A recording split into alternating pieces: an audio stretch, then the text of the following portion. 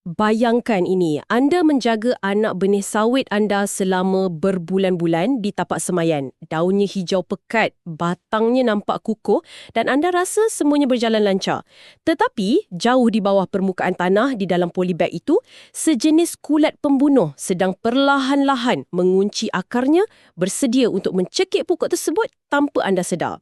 Jika anda berminat mempelajari cara melindungi anak benih sawit daripada musuh utama, teruskan mendengar. Di penghujung episod, kita akan mendedahkan satu perkara paling menarik tentang bagaimana si seladang seharian boleh diubah menjadi perisai pertahanan terbaik menentang penyakit.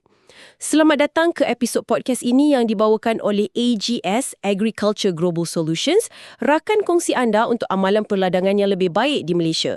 Hari ini kami ubah podcast sedikit kerana kami mahu minta satu bantuan besar daripada anda pendengar kami. Kami bekerja keras untuk menukar kajian saintifik kepada maklumat yang mudah difahami supaya kajian ini tidak tinggal atas kertas sahaja.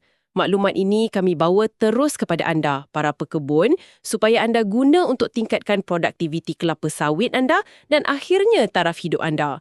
Kami betul-betul komited dengan misi ini. Namun, buat masa ini kami guna sumber kami sendiri kerana kami belum ada sokongan daripada kerajaan atau mana-mana pihak. Kami mahu jelaskan, kami tidak minta wang daripada anda, kami hanya minta anda langgan saluran kami dan tekan suka pada episod podcast kami. Ini bantu saluran kami berkembang lebih cepat kerana begini cara YouTube berfungsi. Bila penglibatan penonton bagus, YouTube akan cadangkan podcast kami kepada lebih ramai pekebun. Lagi besar komuniti kita, lagi mudah untuk kami sediakan maklumat berkualiti tinggi tentang topik kelapa sawit. Jadi, sila tekan butang langgan sekarang. Itu bantuan terbaik untuk kami jika anda suka apa yang kami buat untuk anda. Terima kasih banyak atas sokongan anda. Sokongan anda semua memang amat bermakna untuk kelangsungan komuniti kita. Jadi hari ini, mari kita bincangkan satu kajian baharu yang sangat praktikal. Kajian ini baru sahaja diterbitkan pada tahun ini, iaitu tahun 2026, oleh sekumpulan penyelidik dari Palembang, Indonesia. Tunggu sekejap, Palembang? Kenapa kita nak tengok data dari negara jiran pula? Soalan yang bagus. Walaupun kajian ini dari Indonesia, keadaan iklim, taburan hujan, cabaran tanah gambut dan mineral mereka, serta ancaman penyakit di sana adalah sangat serupa dengan apa yang kita hadapi di ladang-ladang kita di Malaysia. Jadi ia sangat relevan. Oh, faham. Maksudnya, penyelesaian mereka tu boleh terus diaplikasikan oleh pekebun kita di sini esok harilah, kan? Tepat sekali. Kajian ini menguji penggunaan campuran biologi, iaitu kulat Trichoderma spp bersama sisa organik ladang. Tujuannya untuk menyekat penyakit dan mempercepatkan tumbuhsaran anak benih.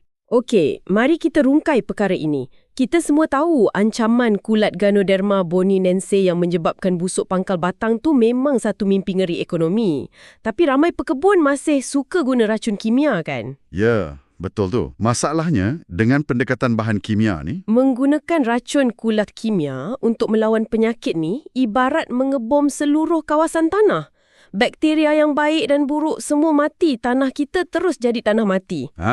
Analogi yang sangat tepat. Tetapi menggunakan Trichoderma ini ibarat mengantar pasukan askar elit untuk berkawal tepat di sistem akar sawit kita. Apa yang menarik di sini ialah penyelidik mencampurkan askar elit ini dengan tandan kosong kelapa sawit atau selepas ni kita panggil TKKS. Oh, TKKS. Saya selanga nampak TKKS ni dilonggokkan saja di pinggir ladang.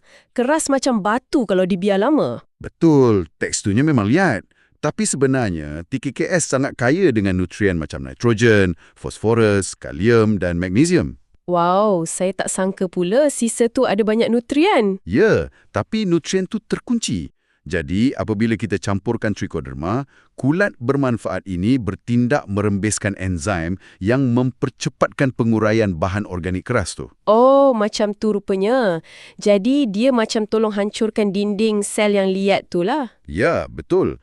Ini bermakna nutrien yang asalnya dikunci dalam TKKS menjadi sedia ada dengan pantas untuk diserap terus oleh anak benih. Wah, jadi Trichoderma ni bukan sekadar tentera elit, tapi tukang masak juga. Sekarang kita faham logiknya. Mari kita bincangkan bagaimana askar elit ini beraksi dalam ujian lapangan selama 3 bulan di peringkat taska atau pre-nursery. Oh, dalam ujian tu, mereka perhatikan hasil fizikal setiap bulan.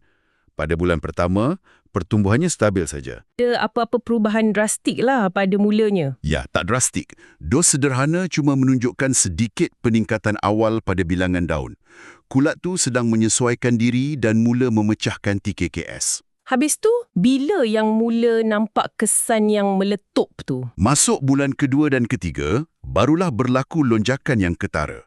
Dos sederhana, iaitu campuran 4 gram hingga 6 gram trichoderma bersama 5 gram TKKS menghasilkan anak benih yang paling tinggi. Kejap, kalau 4 hingga 6 gram tu buat pokok paling tinggi, macam mana pula kalau kita letak dos yang lebih tinggi? Letak 8 gram terus ke? Dos yang lebih tinggi macam 8 gram tu memang menghasilkan jumlah daun yang paling lebat. Daun paling lebat tu bagus kan? Betul, tapi dari segi diameter batang, ia kekal seragam dan teguh bagi semua ujian, tak kira dos sederhana atau tinggi. Pun kita mahu mula mencampurkan ini esok, dos mana yang patut mereka sasarkan? Adakah lebih banyak trichoderma sentiasa lebih baik untuk anak benih? Jika kita kaitkan dengan gambaran yang lebih besar dan kos operasi, dos sederhana iaitu 4 hingga 6 gram adalah titik optimum atau sweet spot kita. Maksudnya kita tak perlulah membazir beli lebih banyak kulat trichoderma. Tepat sekali, ia dah cukup untuk merangsang hormon pertumbuhan secara maksimum tanpa membazirkan kos input pekebun. Kalau letak lebih, ruang dalam polybag tu terhad, jadi persaingan akan berlaku sesama mikrob. Nota ringkas, beritahu kami dalam ruangan komen topik kelapa sawit apa yang anda mahu selepas ini supaya kami buat episod ikut keperluan anda. Sila langgan saluran YouTube kami jika anda belum langgan, tekan suka dan tulis komen. Ini membantu saluran YouTube kami supaya kami terus menukar artikel saintifik kelapa sawit kepada bahasa yang mudah difahami dan senang dihadam. Baik, sambung semula pada ujian taska kita. Anak benih memang membesar dengan baik secara fizikal. Tetapi bagaimana pula dengan kesan kepada penyakit Ganoderma yang mematikan itu? Ya, itu matlamat asal kita. Ganoderma tu ada diuji sekali ke dalam polybag kajian ni? Yap, memang ada. Mereka dedahkan akar pada Ganoderma dan mereka dapati dalam tempoh 3 bulan tu, Ganoderma mempunyai tempoh pendam yang sangat panjang. Tempoh pendam tu maksudnya kulat tu ada tapi tak menyerang lagi. Betul. Tiada tanda jangkitan kritikal pada akar yang dapat dikesan pada semua pokok dalam tempoh tu. Kalau macam tu, kita tak nampaklah bukti yang trichoderma tu berjaya sekat Ganoderma. Macam tergantung saja hasilnya. Nampak macam tu kan? Tetapi ada satu penemuan yang sangat penting. Anak benih kawalan, iaitu yang tidak diberikan rawatan trichoderma, mula diserang penyakit bercak daun. Bercak daun ni yang daun jadi bintik kuning dan mati tu kan? Ya, betul. Manakala anak benih yang dirawat dengan dos optimum campuran TKS dan trichoderma tadi, langsung tidak menunjukkan sebarang simptom. Mereka kebal. Ya, betul. Maksudnya perlindungan dari akar tu naik sampai ke daun. Ya, ini membuktikan campuran TKS dan trichoderma memberi imuniti umum yang lebih baik kepada seluruh sistem pokok. Dan nutrien serta ujian daun bila sesuai adalah sangat penting. Memang sangat penting sebab pengurusan kesihatan pokok ni perlukan data yang tepat, bukan tekaan semata-mata. Betul tu. Dan anak benih yang sihat serta kebal di peringkat awal bermakna kita sedang membina asas yang kuat. Ya, pokok yang membesar tanpa gangguan penyakit di taska mempunyai struktur yang jauh lebih baik. Pokok yang sihat inilah yang akan membolehkan kita menyasarkan hasil pengeluaran yang tinggi apabila pokok matang kelak yang semestinya kita ukur prestasinya dalam tan per hektar, tanha. Kita takkan pernah capai sasaran tan per hektar tanha yang optimum kalau benih itu sendiri dari awal dah mula bawa penyakit. Jadi apa maknanya semua ini untuk rutin peladangan pekebun esok hari? Apa langkah yang kita boleh ambil terus? Berdasarkan kajian 2026 ini, ada 2 tindakan praktikal. Tindakan pertama, mula kita semula TKKS anda. Jangan buang sisa berharga ini. Ya, jangan longgok saja sampai mereput tanpa hasil. Betul. Hancurkan ia dan jadikan asas media semayan organik anda di taska.